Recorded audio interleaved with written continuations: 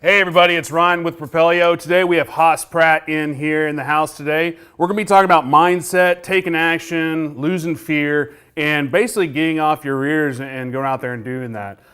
Before I welcome you in, give me like 2 seconds to kind of tell everybody what Propelio is about, because people are like, what's Propelio? Well, what Propelio is it is a source to get access to true MLS comps. If you're using the Zillows, you're using the Redfins, you're using all these like sites out there, yeah, you can get some numbers, but most times they're not accurate. The only way you're going to get real, true, accurate numbers is using a realtor, using a broker, or using a site such as Propelio. We also offer I can't even talk this morning, off-market leads, your probate leads, your airship affidavit leads, and a couple others. So check out propelio.com. There is a 7-day free trial, so it's risk-free. That to be said, Hoss, welcome to the show. Yeah, it's awesome. Thanks for having me. I appreciate you coming in. I first met you at one of the REI Wealth Expo. Right. Big old Tony Robbins hoorah. Sure. You're right. We talk a lot of trash about that, but it's okay. But I actually sat in on yours, and it was like, oh yeah, he's actually giving some stuff away versus the sell. Sure. So before we get into the meat of the conversation, for those of us who don't know you or aren't familiar with you, who are you and what do you do? Yeah, well, thank you. My name's Hoss Pratt, and I'm a real estate coach and trainer. Help people go from stuck to unstuck, help them get to the next level, right. Provide them with the coaching, the tools, the models. So, whether it be from books to systems, that's what our company does, is we equip them with the tools to get to where they want to be. I like that, stuck to unstuck. Right. Because again, we see it all the time, because I know we work mainly with the investors, like sure. the people that watch you, and they're like, where do I start? Where do I? It's like, throw out a bandit sign. Right. Go door knock. Totally. But most people are so stuck in just doing that. Right. So as far as your experience, like, let's go back even further. Where did you start? Well, way back, I grew up in Northwest Missouri. Okay. Working on a farm. Right, so as a farm boy. Yeah. I barely made it through high school. I didn't go to college, but I was fortunate enough to have a mentor, Jimbo. Jimbo was a millionaire, and he took me under his wing, and he taught me entrepreneurship. He taught me the ropes, and he told me to start my first business, and I started Pratt Lawns in high school, and that's where it all started for me. So the entrepreneur bug bit me in high school, and right. Haven't turned back. Seems like there's a central theme there between people that don't finish high school and don't go to college, that they become successful in like the real estate entrepreneurial type world. Right, totally. So the lawn business, I mean, what were we talking about? 12 years old, 15-year-old? 16. Okay. So I was 16 years old, and Jimbo, this is a funny story. He told me, he said, profits are better than wages, start right. a business. And so I started Pratt Lawns. I'm like, well, what do I do? And he said, start a lawn service. And so I picked up the white pages of the phone book, and I just started cold calling the phone book. And I was just like, hey, this is Hoss with Pratt Lawns. I want to come give you an estimate on your lawn care this spring. And I would just pound the phones, and I started my first year. I had 100 lawns. I didn't own a single lawnmower. And I went to the bank, and I said, I need money. And I was 16 at the time. And they said, well, we can't give you a loan. I was like, well, you have to give me a loan. I got to mow grass. And so, long story short, I convinced the banker to give me my first business loan at age 16. And today I still have a relationship with that guy. Well, the thing I hear the most right there is it's not your nugget, but Jimbo's nugget about profits over wages. Totally. Did I say that correctly? Right. Profits are better than wages. Yeah. So there's your first nugget for the day. Profits are better than wages. Right. So fast forward into the real estate world. So Jimbo said, he gave me my next piece of advice. He said, you need to move. I was like, why do I move? Right? And I've never been on an airplane at this time. Oh, God. And he said... Because I already own all this shit. Move somewhere else? Right. That's right. So he said, he said, you become a product of your environment. He said, you can make $100,000 a year here in Missouri mowing grass, or you can make $1 million a year somewhere else. And I said, well, where do I go? And he said, go to Dallas, Texas. He just pulled that out of the air. And I said, I've never been to Texas. He goes, let's go. He took me on my first airplane ride. We flew to Dallas. And I set the date, sold my lawn service to my brother. It's still in business today. He still does it. Wow. And I got into real estate. I hate to keep jumping go on for you, it, totally. but what I heard a second ago, and I forgot to mention it about the lawn business, like how much did it cost you to get that started? Because I heard the answer in my head, but I want to make sure it's the right answer. 30 grand. It cost you 30 grand? 30 grand of equipment. But that was the loan that you got. Yeah, yeah. But before that, Nothing. Exactly, because Nothing. I heard picked up the phone Totally. and just started calling people. I've started every single business, every business I've ever done with doing no-cost strategies, which is go straight to the phone. You know, like your bandit signs, you know, and those types of things. And I find that that's where I get up and running quick, and Right. and I can control that, and it doesn't cost me an arm and a leg in marketing to go do it, but it's just doing the sweat equity. Yeah, and again, for the real estate side of us, the investors out there, what you should be hearing is, the no-cost strategies. You need to be looking into those. You need to be Googling those. You need to be watching these videos. I think Daniel's done several on that. You need to go network, and you need to find people with money that want to use their capital and source their capital places. But also, the going to the mindset of the fear and needing to take action. And the point, I'm going to get to a point eventually, is is the fact that you don't need everything to be in place before you start going out there and pulling triggers and killing the business. No. I've learned that. Like, I've started many businesses, and I learned that you don't need to have all the answers figured out. And a lot of people, like in coaching and training agents or investors or whoever it may be, entrepreneurs, they tend to sit back and look at this thing, what they want is like it's Kilimanjaro, They look at it like, and then that creates all this overwhelm and stress and anxiety. And what I learned is you don't need to figure that out. You just got to get to stepping and start taking action. And then when you do that, all the resources come in. The people come into your life. The tools come into your life, as long as you're doing the right thing, which is your actions. Yeah, and I don't know where I heard it, but it's that, say you have a giant task that you have to do. If you continue to look at the giant task, it's going to stay a giant task. But if you can segmentize and go, okay, pick this rock up, move that rock. And next thing you know, later on, you're like, oh, where'd the mountain go? Totally. You've moved it already. Totally. So as far as taking action, when somebody reaches out to you and they're like, Hoss, I want to be a student, I want to be a mentoree, I want to learn from you. What are you telling these people as far as taking action, and what's the first step? So, I have a philosophy that you can accomplish anything you want in life and in business as long as you have the right mindset. That's number one, thinking the right way. Two is you have models to follow. You're following a model. You're not reinventing the wheel. And then the third is massive action. That's their part. I can't take the action for them, but I can help them with their mindset. I can help provide them with a model, but they got to get to work following the model. And I think that's the case with any success is as long as you're thinking the right way, you're following a model, and you're doing the actions, it's just hard to fail. As long as you're doing those three things. Yeah, and I've said it here so many times that I hate being the rah moto, do your work guy. Yeah, right. But at the end of the day, that's really what it is. Like you talked about bandit signs, just throwing out a bandit sign, all of a sudden your phone rings. Totally. Yep. And how much does a bandit sign cost? Like $1? Right. We had a gentleman on the last week, actually, Donovan Ruffin, where the joke going there was, like somebody was stealing his bandit signs and then putting duct tape over it and then sharpening it. Nice. And you can't hate on that because that's like initiative. I'm not saying steal anybody's bandit signs, but this person, I guess, couldn't afford bandit signs, so they just made their own by stealing somebody else's. Again, I'm not condoning that, but you got to admire the hustle and the work ethic there. Being resourceful is an important skill set. At every level, from when you don't have money to where you have money to invest, it's being resourceful, is important. Like that, I mean, that's, it's an interesting way to be resourceful, but. So as far as resourcefulness, that's interesting. Let's expound on that, because obviously there is theft, that is resourcefulness, but maybe that's not the best route to go. What are some other strategies, maybe for realtors or investors, that what is resourcefulness? What does that mean to you, and how should they apply that? You know, you're only one piece of information away from achieving any level of success you want to achieve. Like one thing away.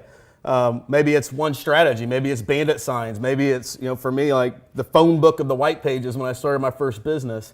The important thing is to just, as long as you're taking action and you're seeking and you're learning. But like, that's the important thing is you don't just seek and learn, you got to go do. And when you do, you learn quick what works, what doesn't work. And that's what I discovered is as long as you're taking the right actions, I mean, the things will, I mean, then you find the things that work for you or the things that you enjoy, the things that get you the biggest result. So how do you determine what's busy work from what's actionable, like real, like this is achievable? Does that make sense? Yeah, that's a great, well, you know, I call them high leverage activities, right? So no matter what you're doing, there's high leverage activities, the activities that drive the biggest result. And for all of us, that may be different. Like in real estate, you know, it's prospecting, presenting, building relationships, and leading. As long as the agent's doing those things, then you know, things will be good, right? As long as they'll become better in those areas, more skillful. But it's just working on the right activities. In any business, whether it be starting a lawn service, you know, flipping homes, selling real estate. Man, go straight to the marketplace with the message in an aggressive way. I love the phones, getting straight on the phone because that's what always has gotten me the biggest result. Go ahead, sorry. You know, as long as I can, and I can control that, right? So I can control that activity, I can control that result. And so I find therapy in that, being able to control your own success, doing the right things. So why real estate? Because like you were in the lawn care business, you sold that, or maybe you're still a partner, but then your Jimbo told you to move to Dallas. Was it just real estate made sense? Is that where the biggest nugget was? Well, that's what you do when you don't have a college degree, barely made it through high school, right? Go get your real estate license or go sell cars. Yeah. So I guess what I've heard is you're either going to sell cars or you're going to get in real estate. Right. I mean, it's just the path that, you know, my dad sold insurance my whole life. You know, he's a Farmers Insurance Group agent and has been for 45 years. And so I grew up with kind of seeing him do that. And insurance was always boring to me, right? Just slow. And honestly, here's what I thought. I thought, you know, what could I do? I was like, well, real estate agents always look happy, look like they're having fun. Like that was you know, right. They look like it. They look like it. Right. And so I chose real estate. And Jimbo was a big investor, and you know, real estate was always his passion. So I think probably a lot of that rubbed off on me. Well, and again, you know, we talk about all the time about having good mentors and really finding people you trust and work with them. Right. But we all equally bash the shit out of gurus all the time because that's fun. But and I don't know why I just threw that there just because it's fun. Because you were mentioning Jimbo, so it's like find yourself a Jimbo. That's the advice for today. Totally. You were talking about how you love the phones. Now that it's 2000, and I hate to put you on the spot, but I'm just curious. Now that it's 2018 and now there's more and more generations of, oh shit, my phone's ringing, what do I do? Right. You know, like they don't even use the phone as like older people would. Has that affected any type of your business? Sure, the way you get people on the phone. Yeah, right? yeah. But to me, it's more about the skill set of being able to, you know, to know the skill set of knowing what to say, when to say it, how to communicate. To be able to have that ability is important in anything that any entrepreneur will do. You know, the communication skills. And to be able to back it up, not just talk, right? But be able, you know, to back it up. And so I think that, you know, is the phone the best way? You know, I mean, it's definitely one of the best strategies. How you go about getting people on the phone, you know, then you have marketing, right?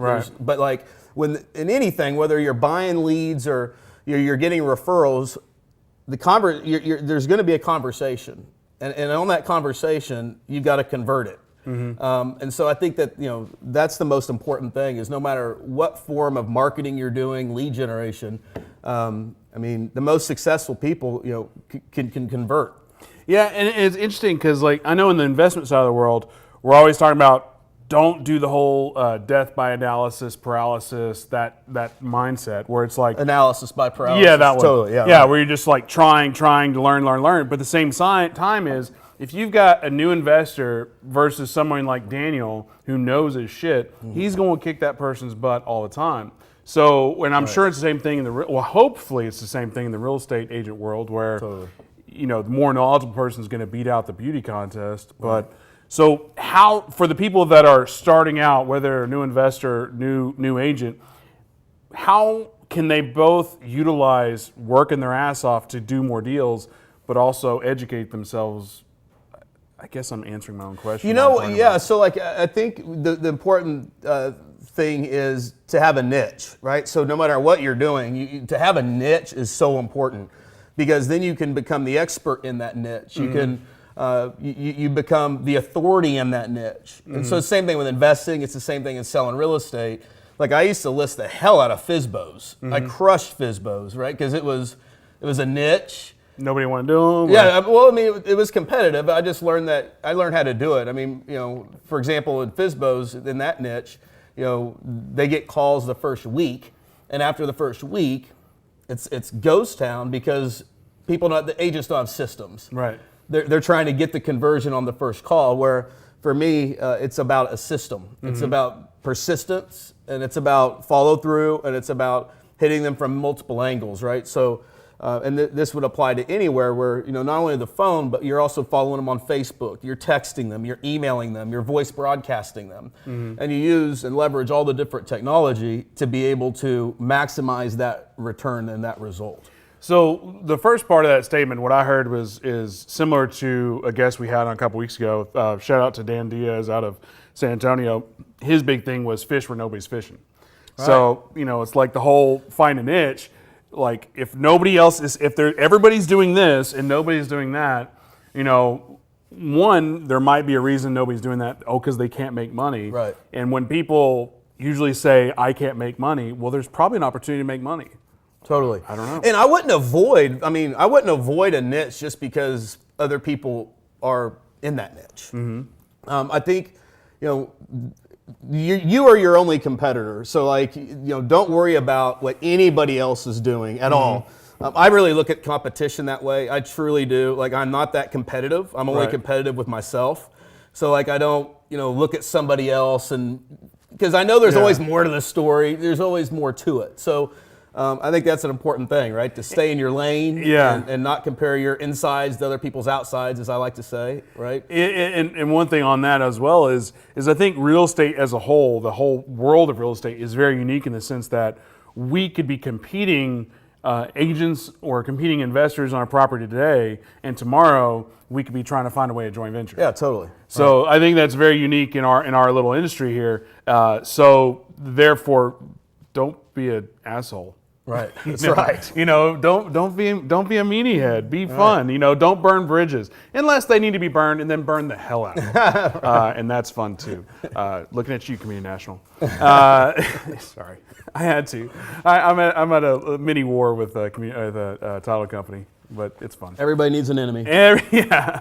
So if you're watching this, please share it. Please like it. You know, Facebook, they love to change up the algorithms. So a lot of people who would normally watch our feed, maybe they're not seeing it because it's not popping up. So please share it. Please like it. If you have questions for Hoss or myself, please drop them in there. As you know, this is more of a conversational style than a set interview. That's also code for Ryan doesn't know what he's doing and needs your help. So again, please jump in the comment feed and help us out here. Moving on to the to the book. Let's just go to the book right quick. We've got Listing Boss. Go ahead. Hoss Pratt. Why did you write this book? What is this book? Why should people try to get this book? Because it's a model. So I found that there just wasn't a great book in real estate that just tied it all together, from mindset to marketing to systems to conversion. And I knew I could do it. I mean, this is, you know, the model that I follow is the model that I've helped many people over the last 10 years. I mean, I've been doing this 10 years, coaching and speaking and training agents. And so I put it in a book, and it's been a huge success, and it's helped a lot of people. And that's the reason, because there's not a lot of fluff in it. So, yeah, and we don't like fluff. Like, if Right. you've watched any of our shows, we try to be as non-salesy as possible. Totally. I say that, and then I'm like, hey, try Propelio, but it's usually like a 30-second zinger. Right. But for the main majority, it's like, let's get you some meat, let's get you some knowledge, let's get some content out there. So what if somebody gets this book, what are they getting out of it? all those things, from how to think, how to change your mindset, how to get clear with what you want, crystal clear, and then how to identify your niches. It breaks down the most effective, profitable niches.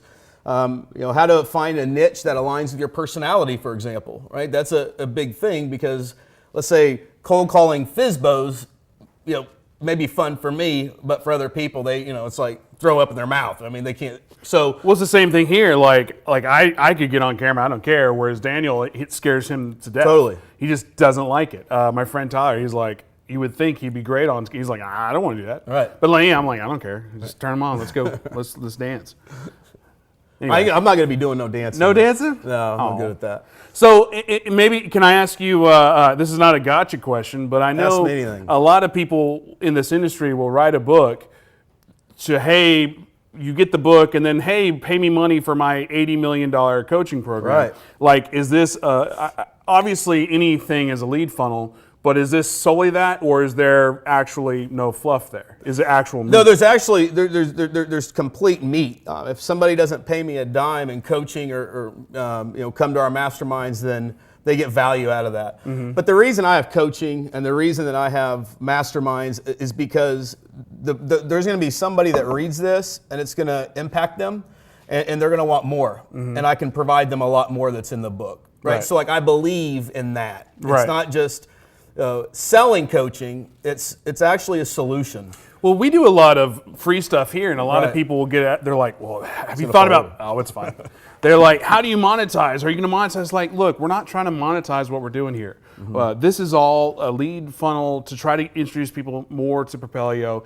Yes, we want you to use our subscription service. Yes, we want you to use us for the leads and the comps.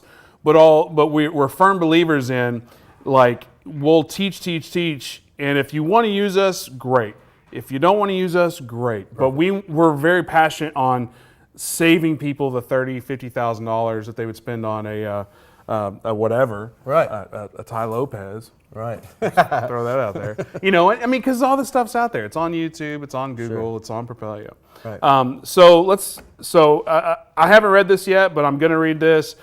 Check it out. Where can they get it? listingbossbook.com. They can go on Amazon and buy it, but if you go to listingbossbook.com, you just pay the $7.95 and I ship it to you. So you just pay the shipping and handling, and you can go on Amazon and read the reviews. They're all real, and you can see if it's for you first. But yeah, well, that sounds like a deal for me. Yeah. Let's talk about entrepreneurship. Yeah. Because again, backtrack. Hey, doing a lawn care at 16. That's pretty ambitious. I think most people, 16-year-olds, are playing their Xbox or their Nintendos, or chasing girls or whatever. Yeah. So what is that bug? What separates you from other people? Man, ever since I could remember, I just had a burning desire to succeed, and a burning desire for me to own my success. Not put my success in someone else's hands, but be able to truly control. And I remember at a young age, sitting in Jimbo's kitchen, and I was telling him that, I'm like, I just feel like I'm different. I feel like everybody else wants to play Xbox, chase girls. I was like, I just want to start business. He said, that's the spark. He goes, you got it. And I remember thinking at that young age, I have an opportunity at this age to be able to do something legendary versus wake up when I'm 50 and do it. And so I was intentional from the very beginning of what that path looked like. But it always was to take action, and it was always against the grain usually.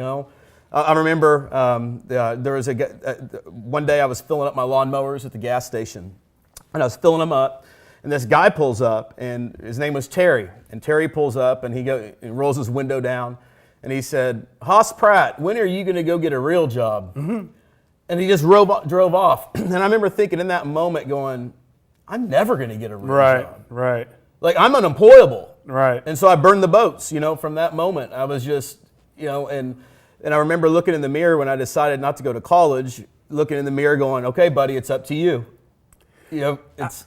I love that you said about being unemployable, because like myself included, like if you look at my resume, like in the real estate world, like Propelio or whatever, like a house buying business, yeah, hire me all day long. Hey, Sure. run my RIA, do this.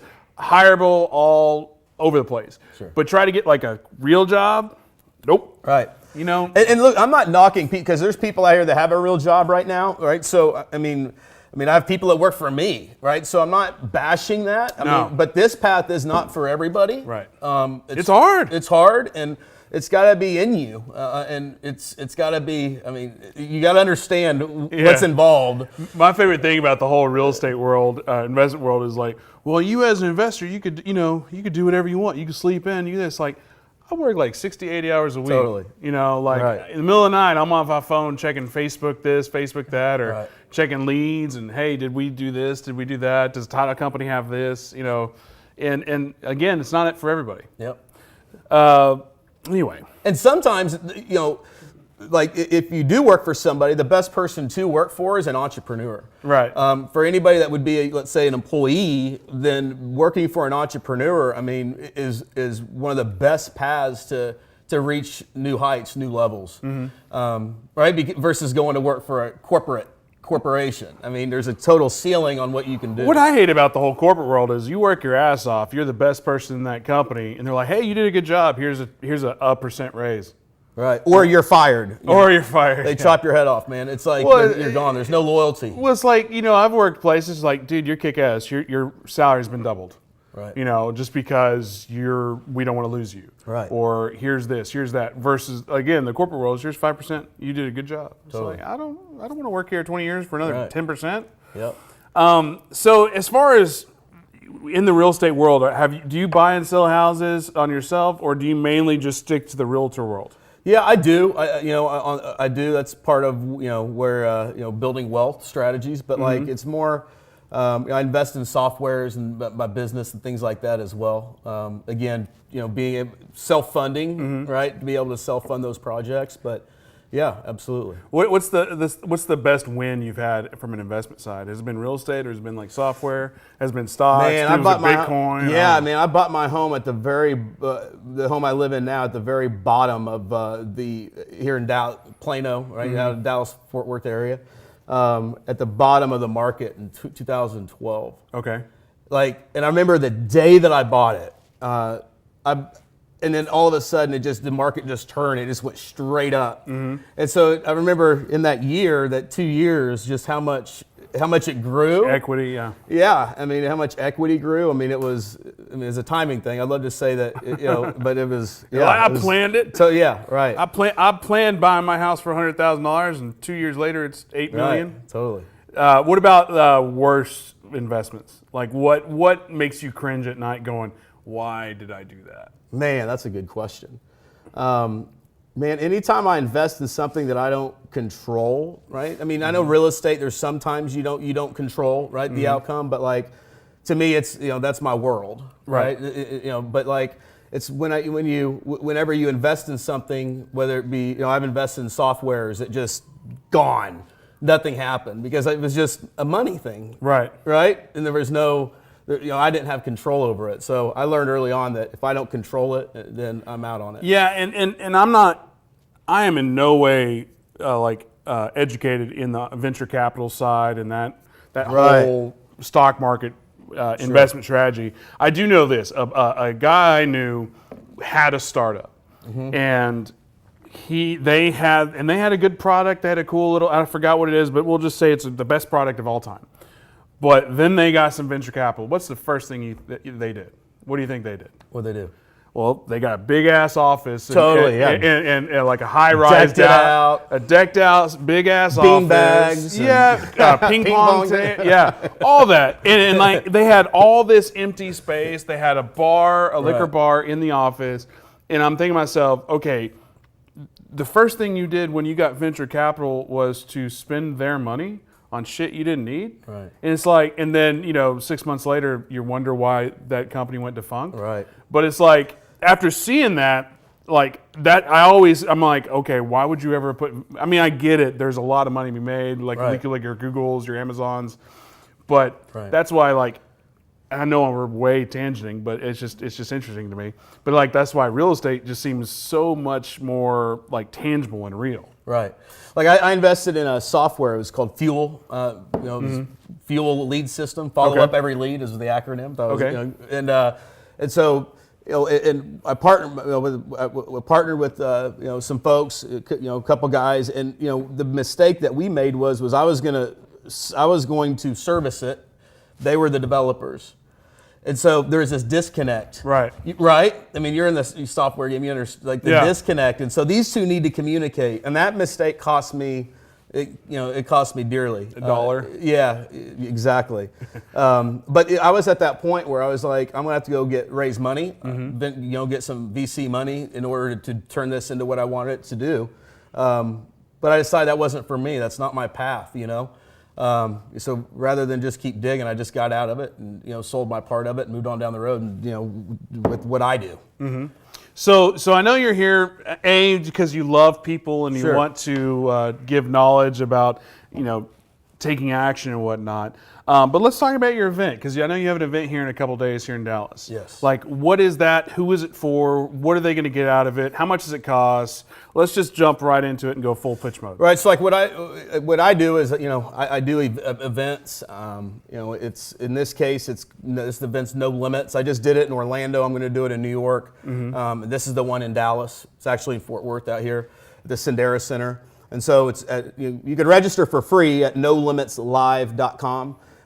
It's from 9 to 1, so it's about a half day. I have my mentor and coach, current mentor and coach, Tony Jerry, who's a brilliant, amazing mind. He coaches the world's top CEOs. He's written 55 books. He's amazing. And I sought him out early in my career because I always thought his content was the best. You like content, I do too.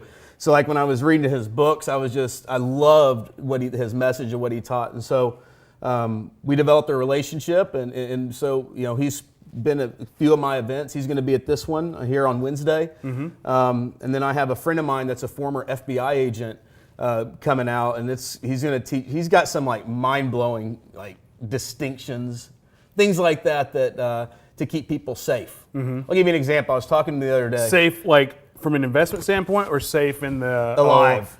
I'm not worried. Keeping them alive, not putting yourself in a situation. How to even read people, right? So I'll give you an example, and this same thing applies. So he said we did it when we were in the FBI. We did this study where we took 1,000 people. They'll say that something bad happened to them, whatever the thing is that happened. And he said in every single case, the person that was the victim said, I didn't feel right before it happened. There was a gut feeling that they had before it happened. And I think that gut and that instinct, not only does it apply in staying alive, but it also applies in your real estate deals. If you have that feeling that something isn't right, then don't do it. Typically, if it is the right deal or the right opportunity, things are easy. You don't have to force it. So we're talking about fear. You're right. Totally. Yep. And I think that was one of the topics we were talking about, but we skipped over it. Right. So this is almost like We don't want to skip over fear, right? I know, right? Let's segue back into that, and then we'll finish up on the event in a second. So the fear aspect of it, your FBI guy was just talking about how you got the tingles, you got the spidey senses. Yep. And we've talked about here in depth about how because there's a difference between being scared of success, scared of taking action, and scared for your life. If you're scared for your life, okay, sure, maybe pass on that situation or bring in guns to help you. Right. But the other two, like how should people approach that? There's a book, I'll tell you after you read Listing Boss, but there's a book by Napoleon Hill. Right. And the book's called Outwitting the Devil. Okay. Have you read that book? I have not. I did the other one though. Right. So Think and Grow Rich. What I would recommend for all of you entrepreneurs that are watching and listening, like just get that book, get it on Audible. And it's the most fascinating book I've ever read around fear. And it's Napoleon Hill. Right. Think and Grow Rich. And many other books. The guy's amazing. And so this book was the quick story on it. He wrote it, the manuscript for it, and he told his family, he says, I don't want this thing released until I die. And then he died, and his wife, then got the manuscript, and she said, I don't want that thing released until I die. I know, right? And then his kids get it, and they're like, sell the damn thing, Right. But, gotta make that money. Yeah, right. So, but the reason is because it's such a powerful book, and it's very disruptive, right? And not only in one's thinking, but also, what we tend to think of maybe about education. Right. What was the title again? Outwitting the Devil. Outwitting the Devil. I'll have to pick that one up. Amazing book. So that would be my first advice, in managing fear is realize that, and in the book it talks about fear is the devil himself preventing you from reaching your full potential. And so if you look at fear, with the spiritual component to it like that, like it's easier to understand it, and it's easier to manage it. I think that for me, we all have fear, right? But it's like some people manage their fear different than others. Right. So as far as managing fear, do you have any tips of your own to expound on? Right. So fear is false evidence appearing real, or future events appearing real. We've all heard the acronyms, right? So most of the time, if you think about fear, like what you're worried about never happens. The event doesn't happen. It's and I've learned that you got to manage it as an entrepreneur. Right. So we don't control the outcome. We control our actions. And so in fear, if you can just do what you do, do what your actions in the now that will determine your success or failure. So all you have to do is just do the right action now. Usually fear is a comfort thing. They're scared of the commission not coming through, but they're not doing anything in the now to fix it. And so, like I tell people not to be outcome oriented, be action oriented. Don't worry about the outcome. That's Kilimanjaro, right? The outcome's going to happen, whatever it is. So just take action, the right actions now. Now, the right actions, whether you're investing, you're selling real estate, you're in insurance, whatever it is, it's the money-making activities. As an entrepreneur, those actions in the now are the money-making activities, the activities that drive the result. Most people, they try to avoid that, whether it's uncomfortable, right? They're not doing what they need to do. So they tend to work on the wrong actions, and they get ready to get ready. They never take action, and they just get ready to get ready. Yeah, two comments on that. The one is it's the whole eat the frog. Have you heard that? Totally, yeah, man. Yeah. It's like eat the frog. First thing in the morning. First thing in the morning. The shittiest aspect of your day, just knock it out of the park. Knock it out, man. The second thing is, like, for me, I'm if you know me personally in here, I'm eternally optimistic. You're like, hey, can we do this? I'm like, yeah, we can do it. Yeah, let's do it. And then a week before, I'm like, oh shit, I made all these promises. I'm gonna make this happen. So it's not a fear aspect, but like to me, like the way I am, and I'm not saying this is right or anything. It's just, maybe I'm just trying to get therapy here, is like I'll throw myself into the volcano and then try to figure out how to get out or survive. And I don't know if that's the right thing to do. Maybe you should plan before you jump. I don't know. No, I don't think so. I think that's exactly what you do. That's what I do too.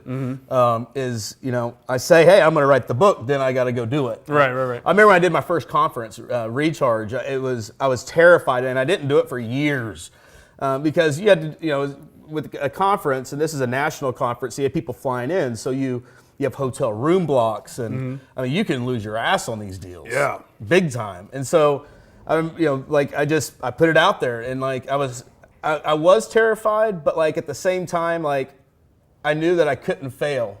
I knew that I had to make it happen, and as long as I did everything that I could control, then the outcome would happen. Yeah, I'm a very field of dreams oriented person. Like if you build it, they will come. Yeah, and I know Daniel's the complete opposite. He's like, no, just because you build it doesn't mean shit. You gotta keep doing it. Right. So it's kind of interesting to have our dynamics working left and right of just his outtake, my outtake. But I'm very optimistic in that. I'm very like, if you build it, they will come. But that being said, I have been on the wrong side of business where I did everything I thought was right, and then everything failed. Right. And I don't think it's a take an action thing. I don't think it's a lead thing. It's just I don't know what it was thing. But it's like when failure does happen, how do you regroup?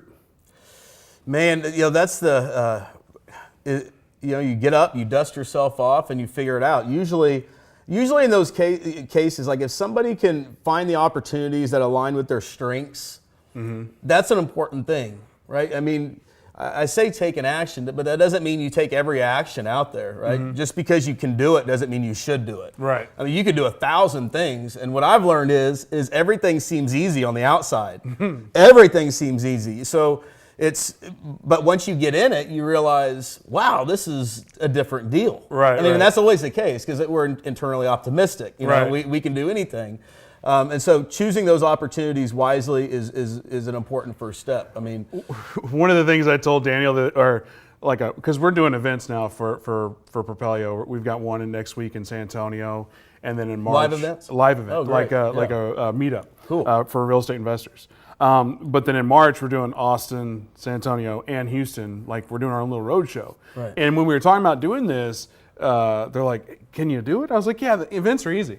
Right. And then like last week, Daniel was we were talking, and I was like, he said, "But you said it was easy." I was like, "I was lying." Yeah, right. I was lying because I'm optimistic. You know what, man? Like I've done over 1,000 seminars in 48 states. So that's I spent years on the road speaking and doing seminars. So like, I mean, and I've spoke to rooms with thousands of people. I've spoke to room with nobody. I remember one time I was up in Missouri where I grew up.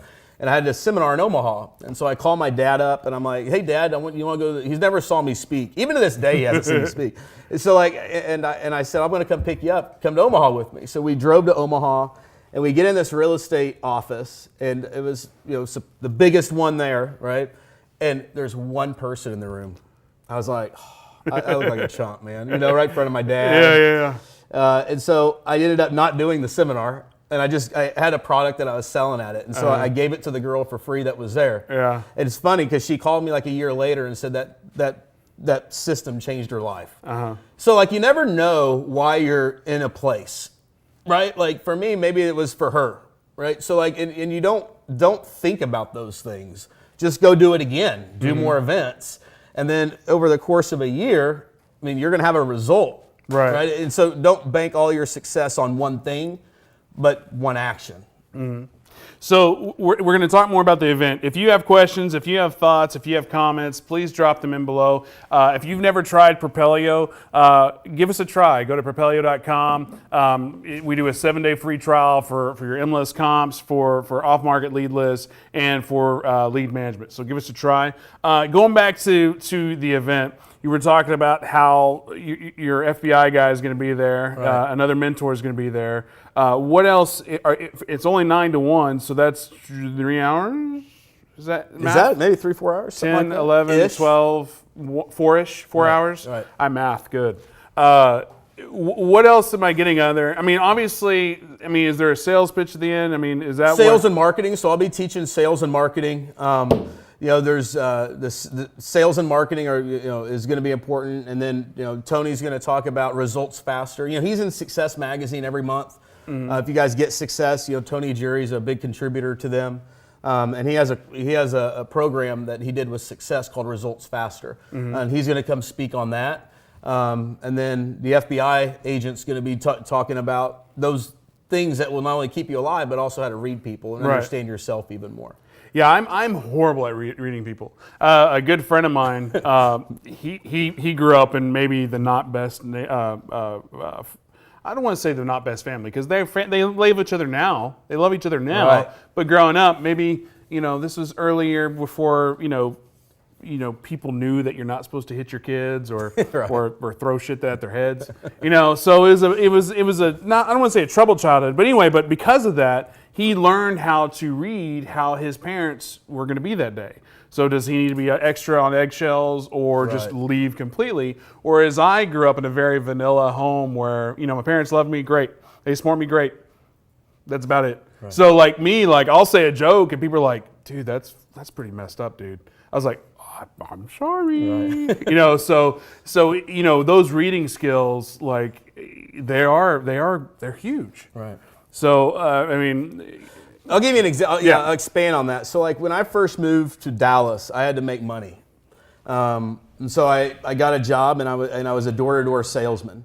And that's where I learned to sell. And it was I had to get licensed, right? So I spent like a year going door to door, knocking 100 doors a day, every door, every floor. You know, I've been kicked out of almost every building in Dallas back then. You know, no soliciting. Yeah. Yeah. But I learned a lot in that experience. Right.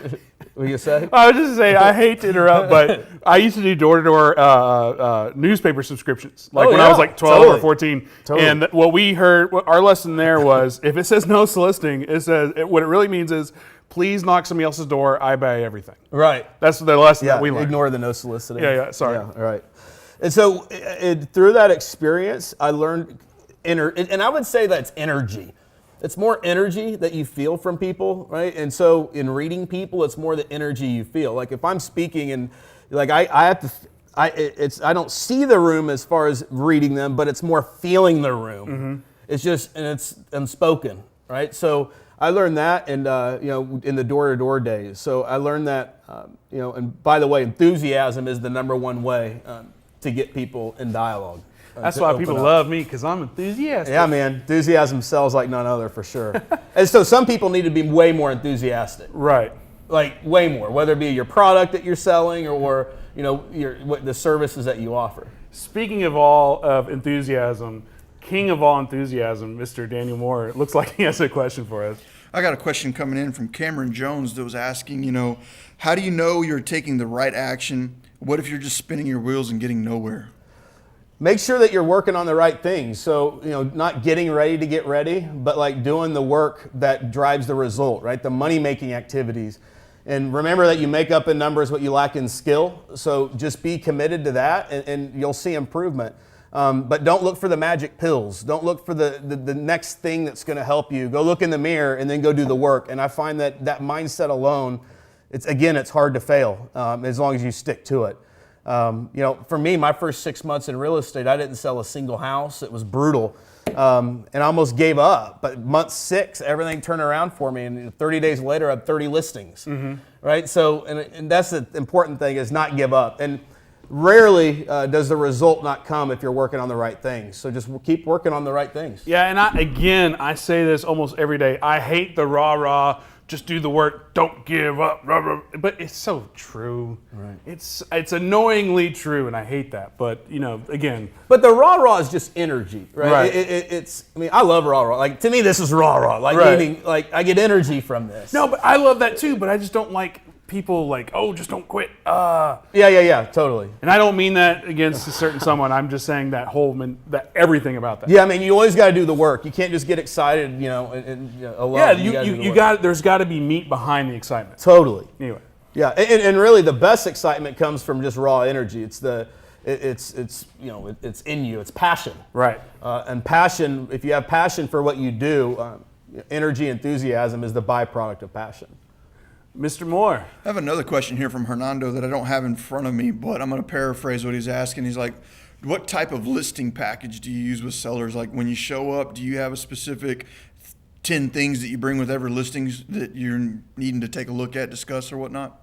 Yeah, so like on a listing appointment specifically, and I'm just going to tell him, you can go to hosslistinglive.com just because he can get my listing presentation. Just a shameless plug, but you know, Hoss Listing Live. And what I do is I teach you how to structure the listing appointment, and that's really what it is. You want a framework of the presentation. So when you show up, it's number 1 is rapport. You build rapport. 2 is review their situation. 3 is results. You show them how you get results, which that's where the marketing is. That's, in my case, it's my 89-point marketing plan that sells homes the fastest, most amount of money. Right, I'm explaining that. And then lastly is reality, which is pricing. So if you can kind of follow a structure or a framework, you can mentally kind of know where you are versus being all over the place. It's kind of like this show. You have a framework of kind of what you follow. Right. At least I think you do. Just don't get... Right. Just winging it every day. Just throwing that little chicken wing out the window. Well, you can wing it as long as you have a framework you're winging from. Right. I mean, yeah. Right? I mean, that's... So I don't know if I answered the question. But our framework for this show is try to give as much meat out as possible, try not to be boring, try not to be too pluggy, and try not to be too asshole-ish. Those are good. and wing it all day long, baby. Right, that's right. Mr. Moore. So I got another question here from Hernando, and he was asking, where do you see the market going, and what mistakes do you see investors making? Man, that's a great question. I think that part of it is anticipate the market's going to change. Don't worry about what the market's going to do or change. I mean, a lot of people put way too much thinking around that, and nobody has a crystal ball. So don't worry about all those things. Just worry about finding a niche right now, a niche that works for you, both with finances, both with your talents, your skills, and just stick to it. When the market goes up, or goes down, you'll just adapt. You'll pivot, and I think pivot is the word I would write down. Is when the market does shift, pivot fast, and that's an important thing.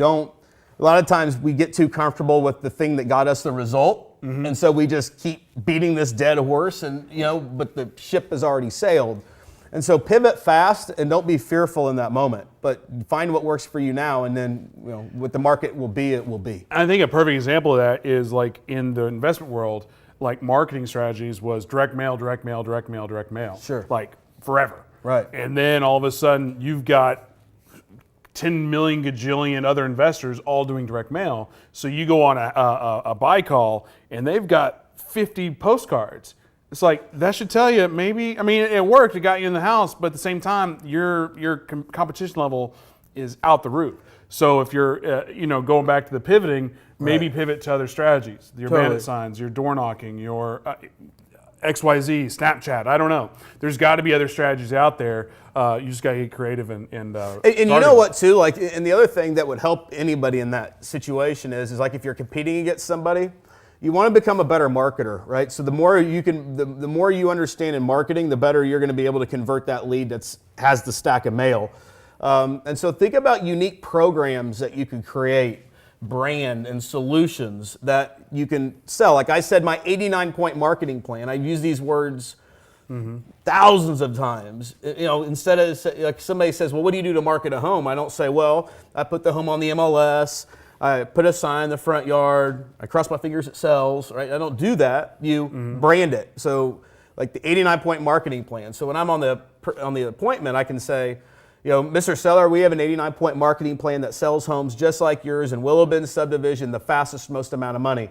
Now, I'm not going to go through all 89 things here tonight because I'd be here all night, but I am going to cover the 5 things that are most important that are going to help you put more money in your pocket. And now they don't ask me, well, what do you do to market? They don't have a hang up on it. They don't have they don't question it. Yeah, because at the end of the day, if you're a seller, you just want money. That's it. And that's what everybody wants. You want money and you want it quick. Time and money. And so, and everything, and the program is the solution, and then the byproduct is more time and money. And that's the case for anybody listening. That's what people don't care about you. The only thing they care about is themselves, their time, and their money. And so your solution and your program always solve their pain and solve their problem. And so usually you can package what you do, put a nice little pretty bow on it, call it something, and sell it and communicate it with enthusiasm. So the second half of Hernando's question was, what mistakes do you see investors making?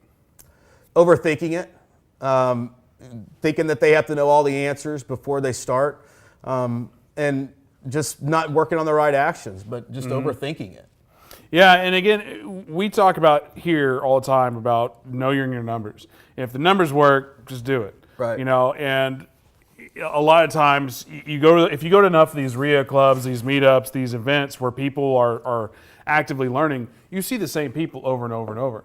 Which on one hand, that's pretty cool because you get to meet people and you develop that network of competition / potential joint ventures later.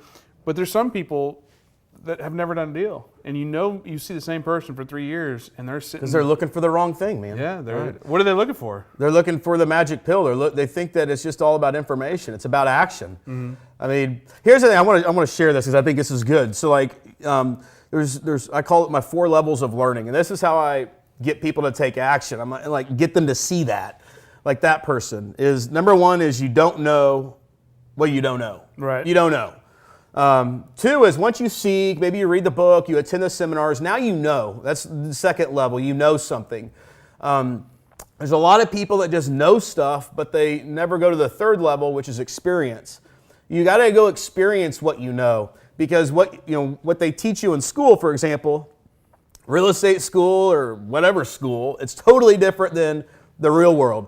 So I would say that 3 is the experience is you got to get in the streets with what you know, because that's where the real true education comes from. That's where you're going to learn the most. That's how you're going to develop the skills the fastest, is go experience it more. Like, Malcolm Gladwell wrote a book. What is it? Is it Blink? Was that the one? 10,000 hour rule, right? And that's the case. So the 10,000 hour rule. So the more you can put your head down and just work on the right activity for a period of time, then you're going to develop the 4th skill, which is a skill, or 4th level, which is a skill. And then that's where it becomes a skill. That's what you want. You want to collect skills, whether it be the sales skill, the marketing skill, the investing skill. You want to collect those skills, because that's where you're able to succeed for longer periods of time. Where your success is not in a single opportunity, but it's in your skill. So it's just like a video game. Is it? Life, you get your skills, you right. get better. Right. Pick up switch the gun thing quicker. Totally, right. That's exactly, and I think you don't play video games, do you? I don't. Oh. I actually sold my Xbox. I had an Xbox because when I bought a TV, it came with it. Okay. And I'd never played it, and I just sold it, actually. I don't play video games either. Hey, everybody's got their thing. Oh, I was going to ask you, on the skills level, where does fake it till you make it? For a period of time, you can fake it, but you can't fake it for long. You'll be exposed, right? You gotta rise to the occasion. So I love fake it till you make it, but only for a period of time. And I love the saying. I mean, right. Act as if, but like it's only for a period of time. If you've been in the business 4 years and you're still fake it till you make it, yeah, dude, you gotta work. You're working on the wrong things. You're faking it way too well. Totally. I mean, because for me, I'm 36. I've always been wherever I was younger, whether it be speaking, whether it be in or selling real estate. Right. Like I was going on listing appointments. I'm 21 years old, and I looked like I was 14. I mean, so I learned that you gotta fake it till you make it. Right. But then you gotta rise to the occasion. You gotta bring it. There you go. You gotta bring it. So we're wrapping up here, so if you have any comments, any more questions, please drop them in below. Real quick again, you've got the listing boss, Hoss Pratt. They can pick it up where? Listingbossbook.com. You can get it for $7.95. Just pay the shipping and handling, and I'll ship it out to you. And what's a quick elevator speech plug about the book itself? Man, it's a model. It's mindset models and massive action are the keys to real estate. Listing Boss is the model. It's no fluff. It's no BS. It's straight to the point. It's straight to the most important things. Whether you're a new agent or an agent that's been around a while, you're going to learn something new in this book. And we love the no fluff, no BS Me here too. at Propelio. The event on Wednesday? Wednesday, yeah. So it's no limits. It's Wednesday at the Sendera Center. It's a free event. We'd love to see you. Come on out. It's my event, so I picked all the speakers, and I only picked them. I'm like you. I have the same philosophy. They got to no fluff. You have great, amazing content and bring value, and that's who you're going to find at No Limits. So you can go to nolimitslive.com to register for free. Hashtag REI Meet. I think I got a chuckle in the background. So we're wrapping up here. So final word, final conclusions, final thoughts for everybody watching. Yeah, man, go out there and just do whatever it is that you want to do and go make it happen. Don't let fear stop you. Realize that you don't need to know all the answers today. That causes analysis paralysis. Just get to step and take the actions, working on the right things, and know that at the end of it, you're going to be on top of that Kilimanjaro. And one more time, what was that Napoleon Hill book? The Napoleon Hill book is Outwitting the Devil by Napoleon Hill. Get it on Audible because it's actually a conversation. It's a powerful, powerful book, but get it on Audible. And I'll drop a link here very shortly. So Hoss, again, thank you so much for coming in. Best of luck with the event on Wednesday. Thank you. What else you got going on in the future? Man, just events. I've got No Limits going around the country, so we've got those events going around the country. So I'm traveling and doing the No Limits conferences. Well, I know just scheduling you, it took a minute to get you in here. So right. We already did that. We did that. Daniel helping. We helping here. So again, thank you so much for coming in. Speaking of events, next Monday in San Antonio, we've got the REI, wait, I'm just messed up the name. We've got the San Antonio REI meetup. We've already got about over 300 people registered for that. That's great. We are hosting that, so there's going to be no sales from the stage. It's going to be high content. We like to say a third fun, a third education, and a third networking. So check it out. March, we're doing the Propelio Road Show. We're on a Monday, the 26th, March 26th, we're going to be in Austin. On Tuesday, the 27th, we're going to be in San Antonio. Wednesday, the 28th, we'll be in Houston. And on Thursday, the 29th, I'll be 6 feet under somewhere. Because I'll be kind of hurting and dying. But we'll have links for that in the near future. Again, lastly, Propelio.com. Check it out. 7-day free trial. MLS comps, leads, lead management. You got to have that to be successful. Lastly, take action, drop the fear, and just do it. Yeah, man, go do big things. Get it done. Well, again, thanks so much. Hey, everybody, we'll see you tomorrow. Until then, check you later.